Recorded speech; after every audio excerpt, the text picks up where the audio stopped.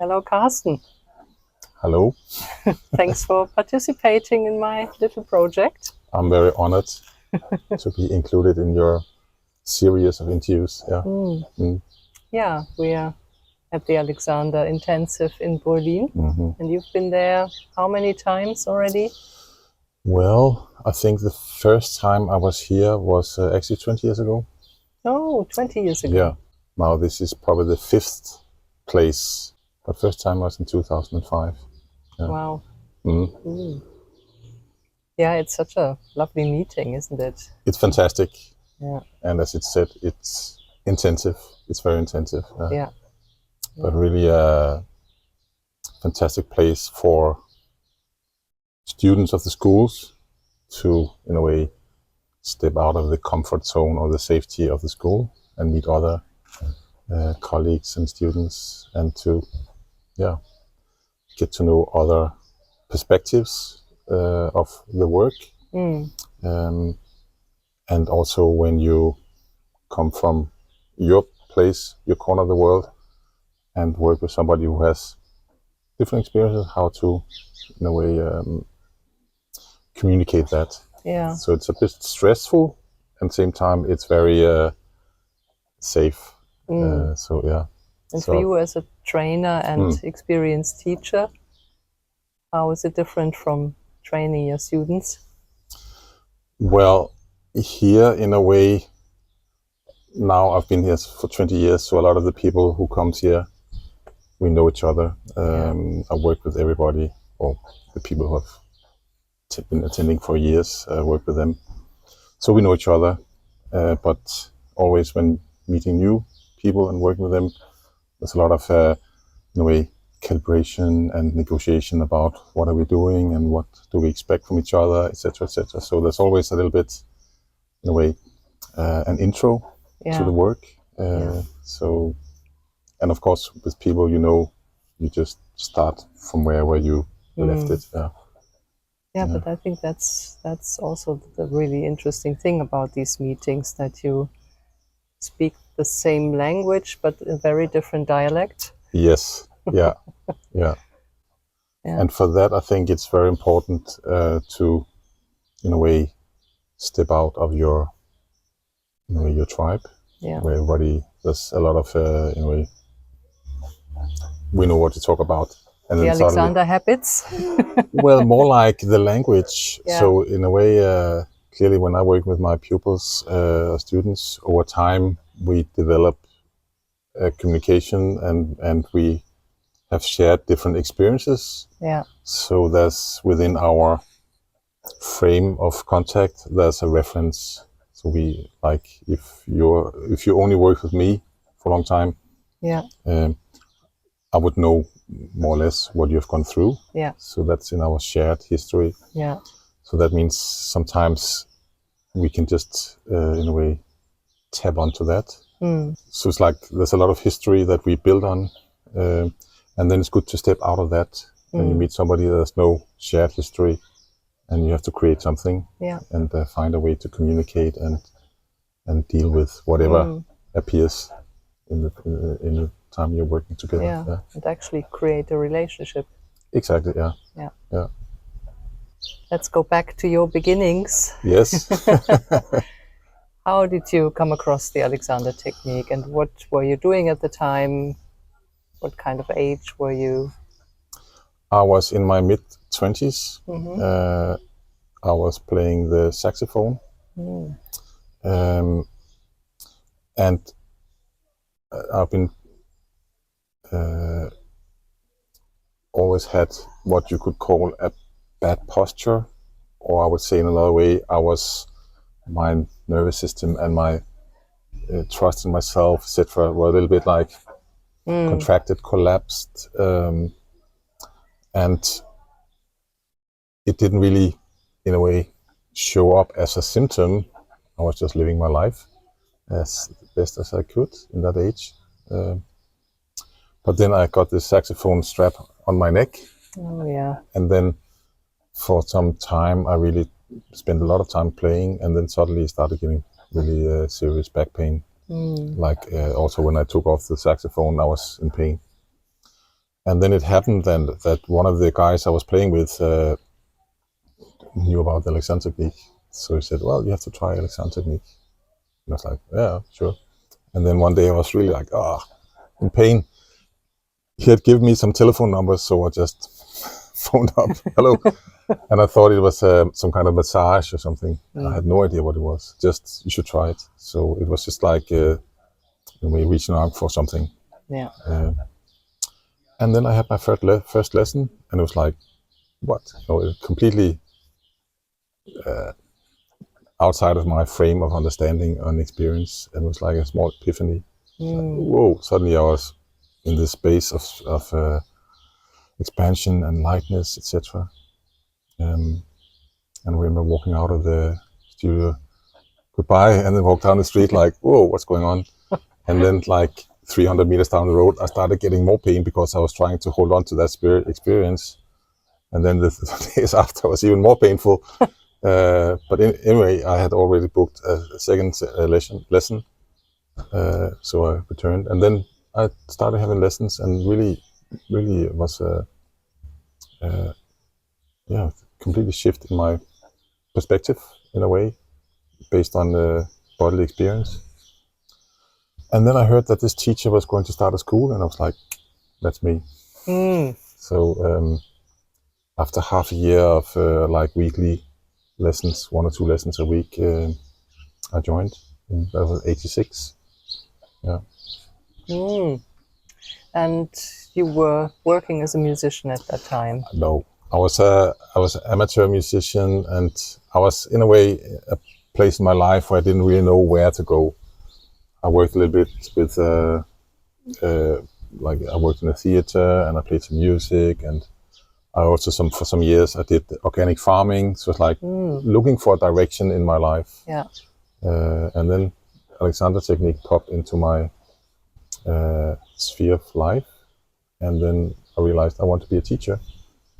So I started on training, and then that became my direction in life. Yeah. Wow.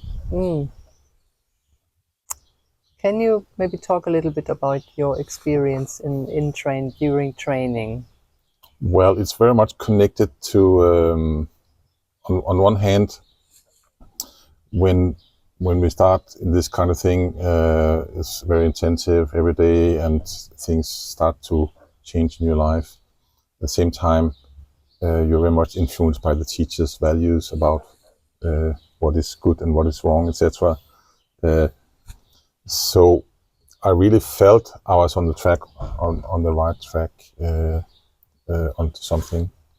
I would say mainly it was physical changes, in a way, finding out how to expand more. But I think what I experienced, probably a lot of people experience, like you start to have I have to be like lengthening all the time and sitting, don't lean on the back, So I was probably I was acting quite strange. My friends look at me like, you have pain in your back? No, I'm trying not to. So this Alexandroid tendencies that because what happens is, I think for many of us, is that you get this moment of opening to something, wow, but you're not really prepared to actually hold that, because your whole belief system and your experiences is not that. Your experience is much more about struggling and whatever is there, and then suddenly, boom, this is there, and you have no relationship to it, and then you try to take it. You become in-gainer in Alexandrian terms, or like gainer is maybe a little bit too strong. One would say. You wish for that end to happen, and you strive for it in your everyday moment. So I went through to keep the little bits that you grabbed already. It feels so good that don't leave me. So I think for many years I really tried to do that. After 5 or 6 years, maybe, I don't remember when, but at a certain point I felt like the path is like walking a tightrope, and it's in a way you're always slipping to the side, so you always in a way feel you're not there, and then you feel you're there, and then you're not there. And then I realized that I was, in a way, trying a lot, really trying to do it. And it came to a point where I felt like this. Yeah.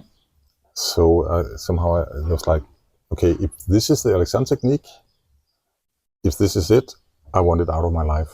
So in a way, I tried so hard to give myself directions and whatever in my interpretation.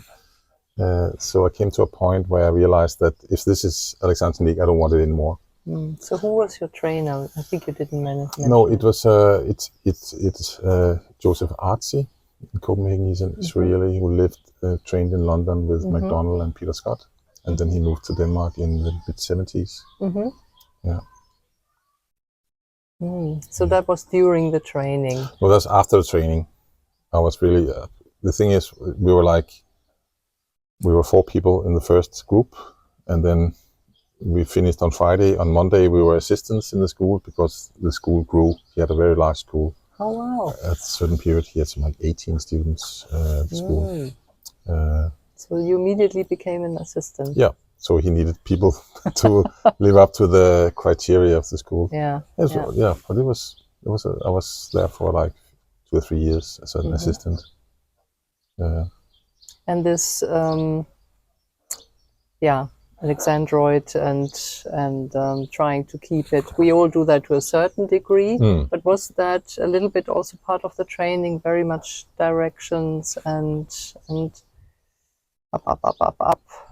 And I don't know if you can more blame physical it. or not really. Maybe it comes from that. Oh, that's wrong. That's good. So that making something wrong, tension is wrong, or slouching is wrong, or whatever. So in a way, when you know that when it's right, it feels good. So you try to, in a way, oppose what is wrong. But that means with time it gets more and more narrow. Yeah. And the end is like there's no space for anything. And I don't think I can blame anyone. I can blame the thinking that's around it, which we all contribute to. We had some kinds of discussions in the school because one of my colleagues, he's a very cerebral word person who speaks to him. Now he's dead, but then he was really like speaking to himself, giving directions, etc. Wow. And for me, I was like, that doesn't work for me. I'm not just playing the loop in my head. So we had this polarity. He was very much into words, and I was much more into different way of thinking, you can say. So there was this kind of polarity then. My teacher, he was not very much in giving you have to repeat the orders. So he wasn't this kind of guy. So it was like a mixed pool of ideas and approaches. But anyways, for me it was like it became whatever way I was working with it. It became like a tight, like a very narrow place. And then I decided, okay, I'm gonna quit my Alexandrian approach. So I'm gonna stop directing or whatever it was. Okay, I stop now. And like, oh, nothing happened. I didn't collapse on the ground. Oh, I'm still there. There's still life and there's still space. So it was like a shift, having tried a lot, and this, okay, I let go of that trying, and then seeing that behind that trying, there's life. So that was a big shift for me. And probably one of the moments of my shift in my approach to the work. In that sense, it was more like the internal relationship to the work.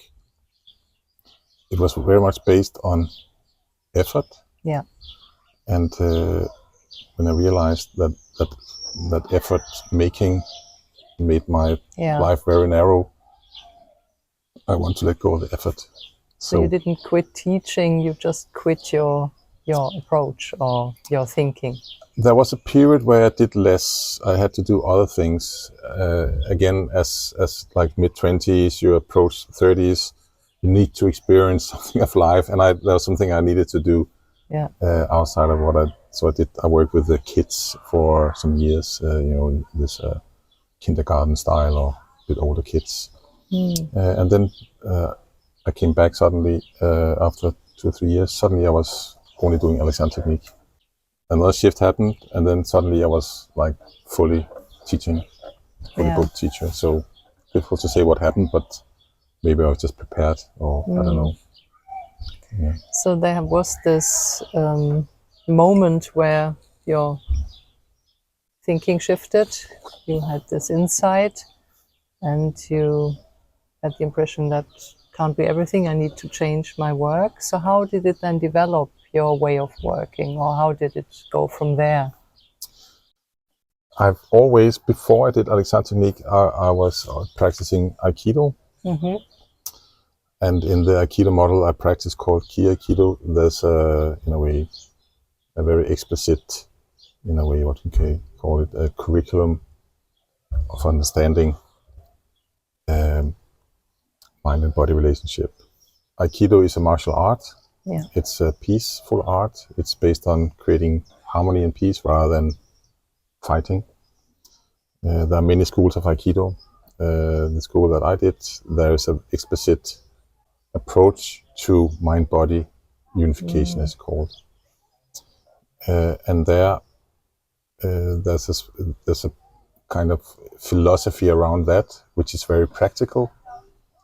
And for me, that model, that philosophy somehow explained to me some of the things happening with Alexander work better than the Alexander philosophy, and vice versa. Also, some of the things in Aikido was better explained from the Alexander perspective. So I had this cross-pollination of perspectives. Well, there are similarities, quite a few, aren't there? It's completely different practices, but the view of the unity, there's a lot of talk about the psychophysical unity in Alexanderteknik, which is, I think, the core of the practice. But there's very little it's like, what is it? Is it the lengthening, or is it back widening, or what is it? So there's a lot of talk around it, and sometimes you feel, now it's there, you feel complete, you feel whole, but there's little, in a way, it's difficult to pin it down to something more elements of what is in that. And I found that the Ki Aikido, the mind and body unification model, is much more, that's what it is. Okay, you can approach it in different ways. So this was, in a way, in my luggage with Aikido. And for me, it's like, if I see the span through time, coming from top-down perspective more towards a bottom-up, and that's also in a way a model to see it. So it's more like coming from the experience rather than from the theory. So that's very much from the Aikido, the key practice, that you have to, in a way, embody it. It's like they talk about you are centered or stuff like this, and that's actually a tangible quality in a person. If a person is centered, you have a certain stability that is not based on force. So that bottom-up perspective was with me from the beginning. That's probably why I had this polarity with my colleague, who was very much in his area. So coming from there, I've been going through different phases in my Alexander journey. So what you say about Ki Aikido sounds very much like the core of Alexander. So if you came from there and had that as a basis, it seems to me that it must have made sense quite a bit. Of course, depending on your training and how it was conveyed. But that's the the back and the floor and so on, the psychophysical unity and everything. So that's not so far away. But the trying mind was very much Yeah. the problem. Yeah. Of course. Yeah. So after this shift in thinking or your work, you included more of Aikido into your Alexander practice, or was it more the thinking, or how? I wasn't there, so you have to tell me. No, I never did Aikido when I did Alexanderteknik, but like the other day we had a talk about words here, that we have this, there's the 40th century appreciation, there's the primary control, head forward, leg free, head forward and up, back lengthening. There's certain wordings in the Alexander world that somehow is considered the core of the work. The principles. Yeah, the principles. And if you want to, in a way, lead your pupil to an experience so that you have some material to, in a way, relate to, sometimes you have to step out of the textbook. Yeah. So in that sense, to create a certain frame of mind or situation where the pupil gets some kind of insight through experience. Oh, that's, whatever. Oh, now I feel my hip joint or whatever. Now I can feel that my head is not glued to the neck. So in order to create those moments of shift in the perspective of the pupil, sometimes you can put things in another way. So I changed my wordings. Okay. I changed the way I guide my pupil rather than going through the formula. Yeah. I try to start from where they are, and saying that for me to come to that, getting to know phenomenology, the philosophy, which is like subjective. Like there's no point of nowhere. There's always somebody seeing it. Yeah. There's always somebody there. So somehow that's pointing towards the first person view, where if we go to the principles, it tend to be like third person view. So that in a way split in the attention can create, in my opinion, struggle. Yeah. So I try to take it from the first person view, and from the first person view, how is that? What do you experience? What's front, what's back, what's up and down? And then taking that as a resource rather than saying, no, it's wrong. You have to listen to this. Where are we now? Where's the ground? What do you see? So starting from there, we can build up something. So I think what is also one of my principles now is that I can lead you, but you have to take the steps. I can give you a frame, but you have to catch it rather than I tell you what it is. Yeah. So I can point at possibilities. I can point on what's restricting possibility. You have to do it. So that means I have to listen to what your perspective is. Yeah. I have to bring you on board. And then I have my Alexandrian frame of the functionality and the principle, and how can I translate that into your reality, so to speak.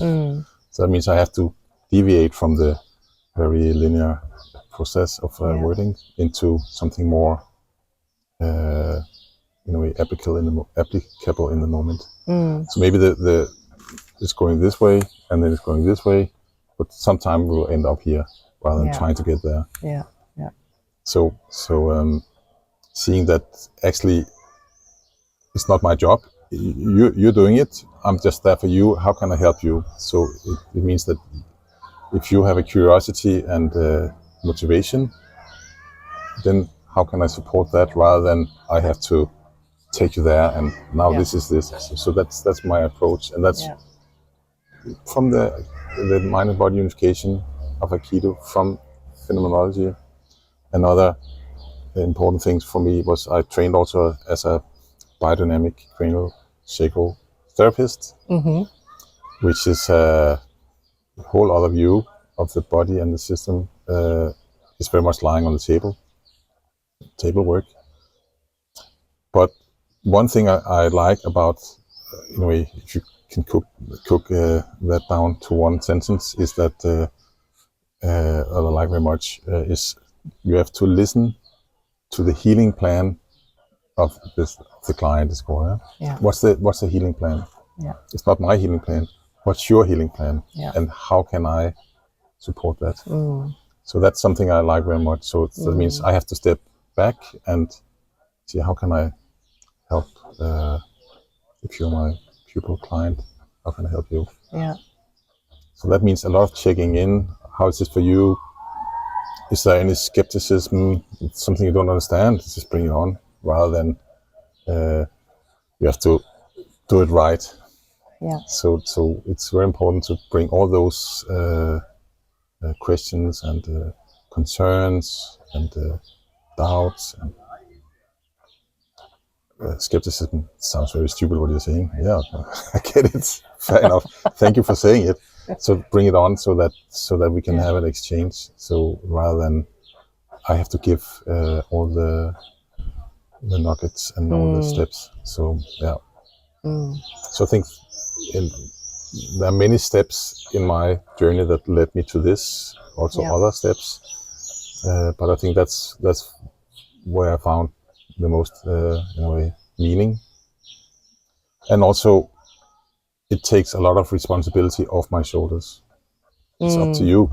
If you want, let's do it. If you don't want, fine. It's not important for me if you believe it or not. It's if you find it useful. So actually, I say I don't teach Alexanderteknik. I teach you to use yourself better. Yeah. But then I just happen to know Alexanderteknik. And many other things. Yeah, but still, in a way, staying within the frame of the Alexander work. Yeah. So, but like, I think if you try, my opinion is that if you try to teach your pupil Alexanderteknik, it's like hopeless. But maybe you can teach just a little bit about using themselves better, and then you did something very good. Yeah, it always depends on how you define teaching. Yeah, of course. And healing also, the system can only heal itself. Yeah. And that applies to doctors as well. Exactly, yeah. Yeah. So what do you think about this? Yeah, I totally agree. Absolutely. Yeah. We can't teach, especially not top down from teacher to pupil. That's why I don't like the terminology of teacher and pupil, especially pupil. Sounds like tiny person. It's squealing. Yeah. So what do you call it then? What would you like to call it? Well, it's I call it clients, but I don't know. It's also a technical term. Yeah. It's hard to find a really appropriate term. Did you find one? No. No. So, out of all this experience, you created a very creative approach to teaching. I haven't worked very often with you yet, so but it is very different from many others. I found it very inspiring how you. Thank you. Yeah. How you do that. Yeah. No, but I can share a little bit what somehow led me to the approach that I'm doing now. Yeah. First of all, what's the body, the individual's own healing plan? And of course, when they come to me as a teacher, they want something, they want help, of course. So I have to, not to, okay, you have to find your healing plan. I have to offer something. So of course I can offer the frame of the Alexander understanding of how the body is functioning as a whole. I think the most important principle, maybe the only principle in Alexanderteknik, is that the use affects functioning. Yeah. And so functioning is the body function, and the use is the way we think and choose and act, etc. So we can look at what is the use, what's your beliefs, how do you perceive your body, what's a leg, what's the hip, whatever, in a way, is there. But I was more like you would call a traditional teacher, like trying to free the neck by moving the head and doing stuff like this. I was trained like this. But then I had some pupils that responded to this in a very strong way. One of my very strong pedagogical moves was when people were moving, say, okay, stop, and then you, what's this? And then I had one client, pupil, and one day he says, it makes him very nervous because he's waiting for me to say stop. I say, okay, but that's my that's my triumph card. What do you mean? I'm trying to, but it's like he was so agitated about suddenly I'm going to say stop and like this, so he was a lot of tension. And then I said, okay, thank you. Let's do something else. And that conversation continued. So actually, he asked me not to speak while we were working. So we did, and then we paused and we had a chat. Okay. So anyway, rather than being all over and notice this and that, I had to shut my mouth, and he, in a way, could go through whatever we did, and then we talked afterwards. So in a way, claiming agency for what's going on, rather than I'm the whatever. So that was one moment. Okay, it was too much for him, and it was my best card, one of my good cards. Another thing was that I was another pupil of mine. She was standing, and I was moving her, and just for 1 second, I saw like extreme, overwhelming fear, and then she caught herself again. So I can see that. Then I realized, because she was a very tense person, and I was like, how can I release whatever? And then I could see that the tension was her way of dealing with a lot of fear, and that when I started to move her, I was like, okay, jump, and she was like, and then she had to catch it. So I could see, if when I moved her, in a way, she had to deal with whatever I would come up with, and then survive. So that led me to, over time, not to move people. So I asked them to move themselves, and then I'm with them. So when people move each other around, it can be very nice and freeing, etc. But often it tends, I don't know, but that's my idea, that tends to people dissociate. If somebody is moving here like this, you disappear a little bit. So that was like two episodes that somehow made me, maybe I should approach this differently. And also, rather than, that's one of my important points, is that to free the neck, you shouldn't move the head around. You should get the body moving. So the head is like the periscope of the system, that you are like engaged in the world, and with the eyes and the ears. So if it's like this, you have to shut down. So if the head is more still, quiet, calm, then the neck, which is the interface between the back and the top of the spine and the head, so the tension in the neck can be solved by the bigger muscles lower down. So if there's tension here, you have to solve it below the head rather than trying to do this. So that's why if I start to move the head around, people probably, of course you can do it. It can be very nice. Nothing wrong with that. I really respect people doing it. But for me, when I put hands on, I hope that they can use my hands to find that stillness and presence, so the body can move underneath. Become online in a way, and feel that the body is available. So in a way, when we have the ground, then we can look around. If we lose the ground, so the sense of the ground and the orientation in space from the eyes and the ears are in a way stable, and then the body can be the one taking on movements. So that's my philosophy in a way. Yeah, makes sense. Yeah. And then tension is not bad. Tension is a movement not done yet. So it's like a battery. That's nice. Battery, you just need to find the correct toy so it can. So if there's tension, it's like, how can the energy of the tension, how can that be somehow absorbed through the whole system and expressed and felt through the body? So when I work, I put my hands on the head and just are there with them. And then I invite the people to discover what's possible now. How can I somehow find the movement and find the, like if there's tension, can I get more of the body to take that?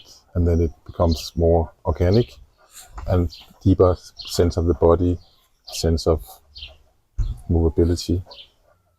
And another of my important points in my world is that the stability comes from the ability to change. So each moment we are adjusting, whereas we often think stability is like, it doesn't move. So we have to try to be like this to be stable. But actually stability comes from continuously being able to adjust to each moment. So these are the things that I'm looking for and trying to communicate. Which you can try very well in the underground.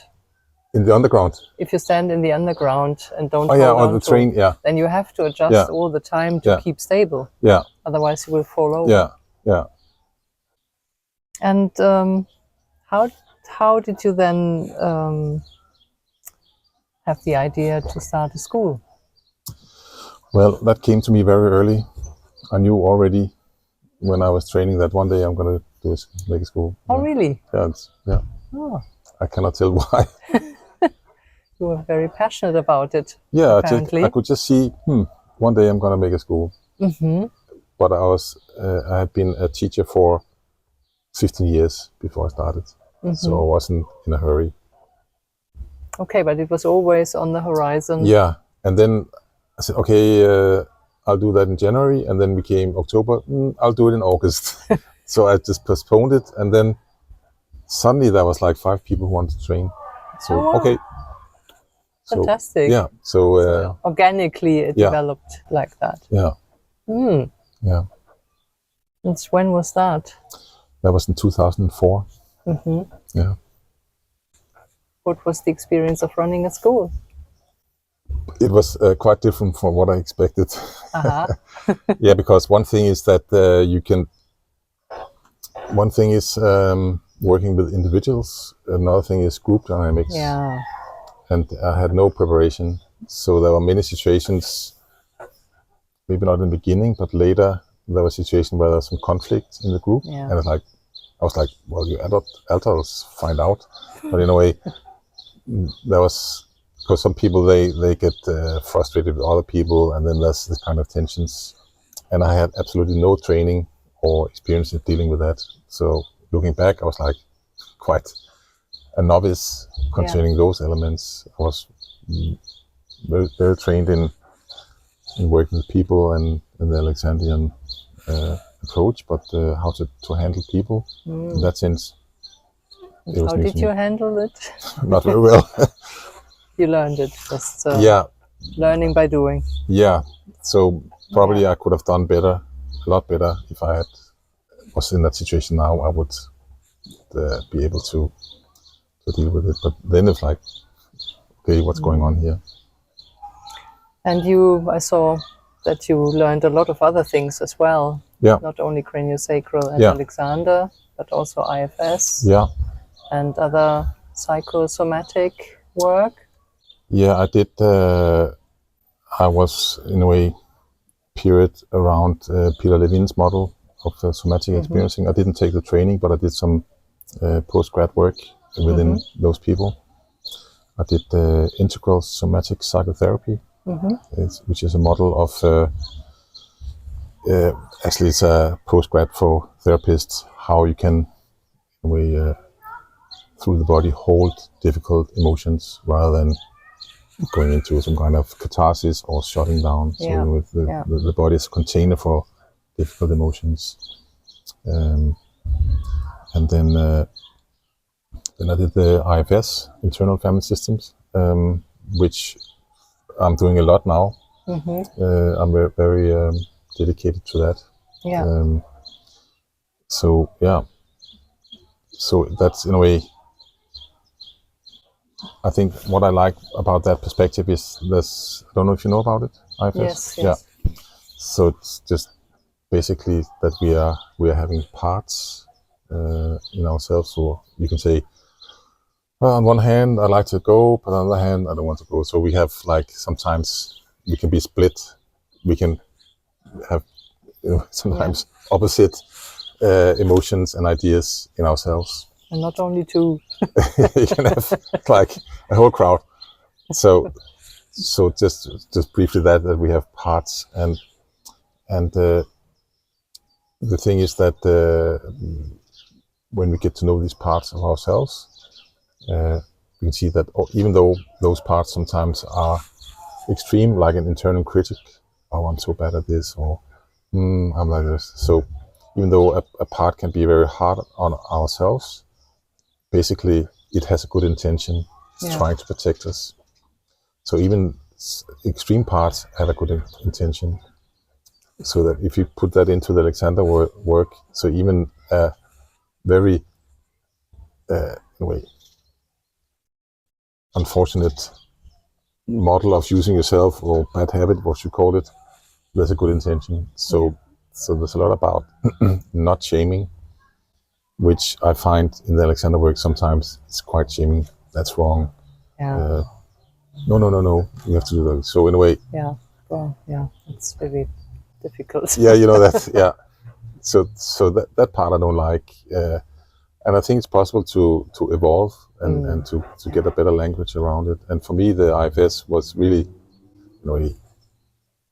giving me the understanding and the experience of not shaming something that's difficult. Yeah. And one of the things from the IFS, as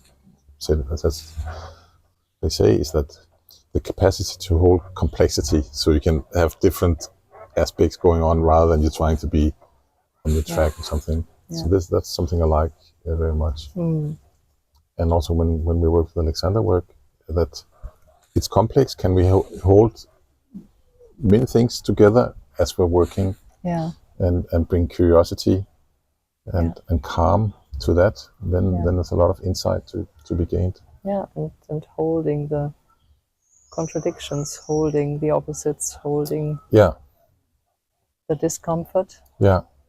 Yeah. And all the stuff that comes up while we do that. Yeah. Yeah, as you probably know, I'm trained by Anthony Kingsley, so I was very much trained with all of this in the background.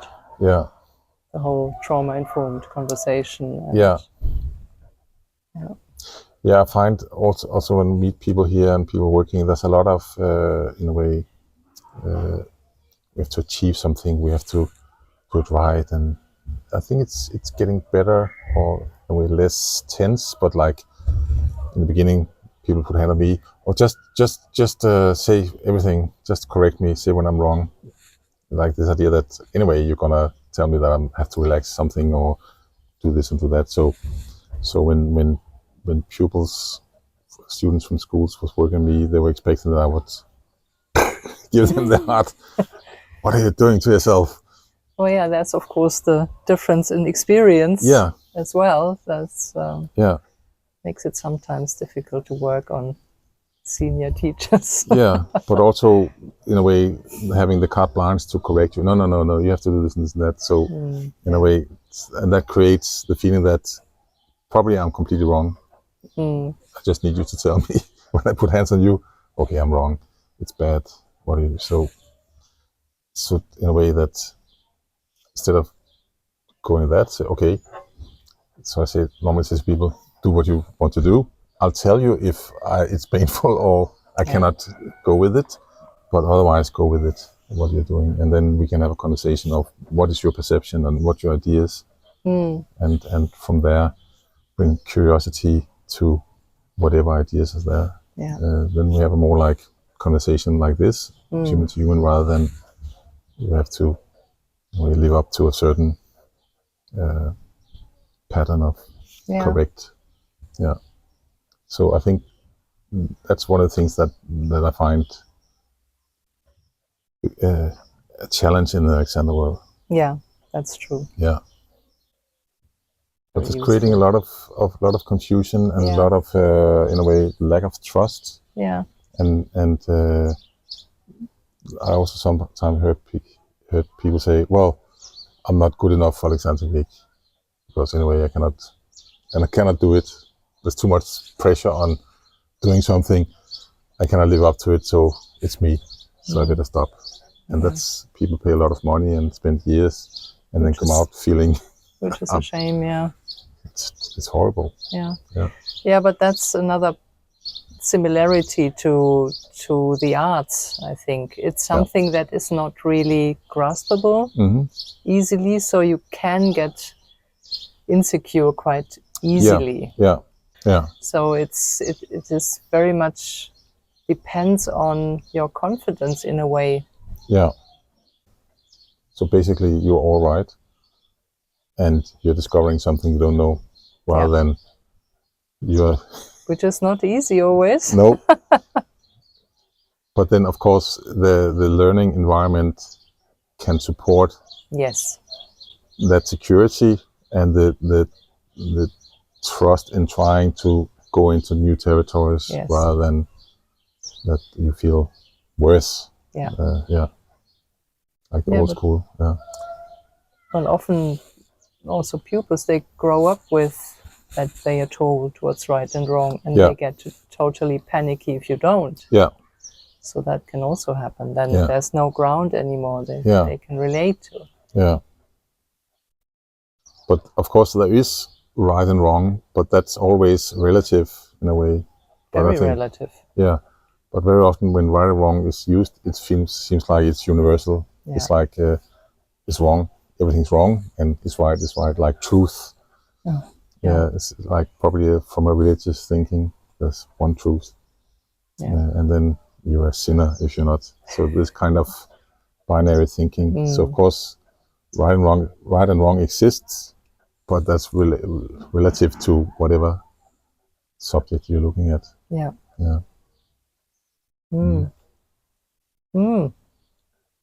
Thank you. Thank you. Is there anything you would like to add? There's of course a lot more. I guess we could talk about, but anything that's on your mind right now you would like to add? No. There's a lot of topics that we could go into, but that's maybe for another time. Thank you so much, Carsten. Thank you.